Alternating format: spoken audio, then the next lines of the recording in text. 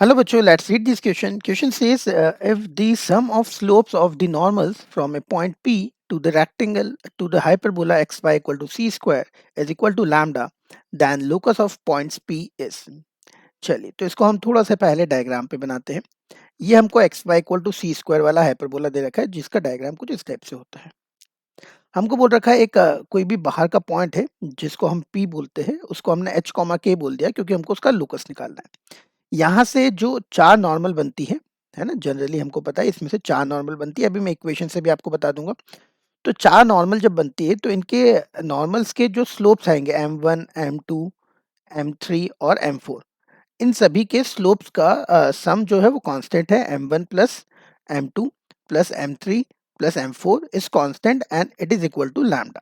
तो ये कंडीशन दे रखी है और हमको पी पॉइंट का लोकस निकालना है। चलिए तो हम सबसे पहले इक्वेशन ऑफ नॉर्मल लिखते हैं। इक्वेशन ऑफ नॉर्मल, तो इक्वेशन ऑफ नॉर्मल होती है T X T one cube minus Y T one minus C T to the power 4। अच्छा, टी वन की जगह हम टी ही लिख लेते हैं अभी, फिर टी वन टी टू बाद में कर देंगे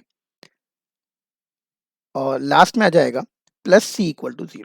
तो देखिए यहाँ से एक्स वाई में चार पावर 4 की इक्वेशन बनती है, टी की पावर 4।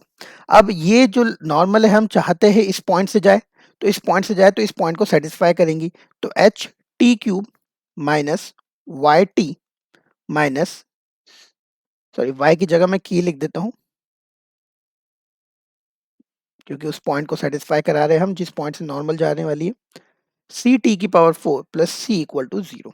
अच्छा, यहाँ से आप ये भी देख सकते हो कि स्लोप इज इक्वल टू होता है टी स्क्वायर। ठीक है, अब इसको टी की पावर 4 में हम प्रॉपर इक्वेशन बना लेते हैं। तो सी टी की पावर 4 माइनस से मल्टीप्लाई कर दिया तो minus T H T cube, फिर स्क्वायर वाला टर्म नहीं आता, इस बात का ध्यान रखना है यहाँ पे, के टी और माइनस सी इक्वल टू 0। इसके 4 रूट्स आएंगे तो T one plus T two plus T three plus T four will be equals to h upon c summation t1 t2 will be equal to 0, summation t1 t2 t3 will be equal to minus k upon c, and t1 t2 t3 t4 will be equal to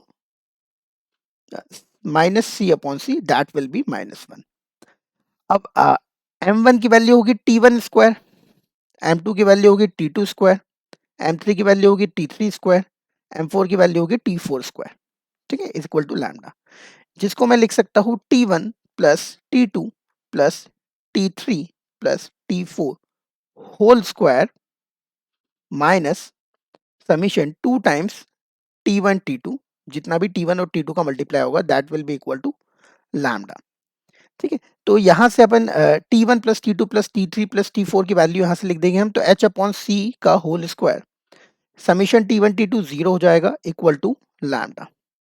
तो हमारा answer आ गया H square upon C square equal to lambda. H की जगह मैं X लिख दूंगा तो X square equal to lambda C square, ये हमारा आंसर हो जाएगा। देखते हैं ऑप्शन में, तो ऑप्शन आप देखेंगे ऑप्शन नंबर डी बिल्कुल करेक्ट आंसर होगा इस क्वेश्चन का। आई होप आपको ये बिल्कुल अच्छे से समझ में आया होगा। Thank you very much.